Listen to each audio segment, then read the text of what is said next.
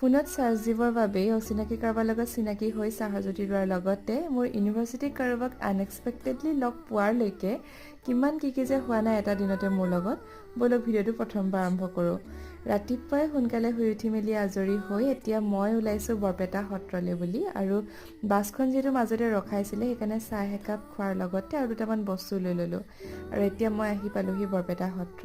মই আগতে দুবাৰ মাহঁতৰ লগত আহিছোঁ যদিও আকৌ এবাৰ অকলে অহাৰ কাৰণ এটাই যে কোনোবাখিনিত মোৰ এনেকুৱা লাগে, আৰু এইটো হয়তো সঁচাও হয়, যে বৰপেটা সত্ৰত বা বৰপেটা এই অঞ্চলটোত হোলীৰ সময়ছোৱাত এই পৰিৱেশটোৱে যেন এক অন্য ৰূপ লয়, যিটো মোৰ খুবেই বেছি ভাল লাগে। হোলী গীতৰ পৰা আৰম্ভ কৰি সকলোবোৰ।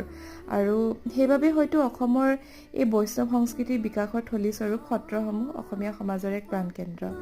আৰু বৰপেটা আহিছোঁৱে যিহেতু ৰাঙাডিমৰ জুতি নোলোৱাকৈনো যাওঁনে নে কি কয়? বাকী আজিলৈ ভিডিঅ'টো ইমানেই, বাই।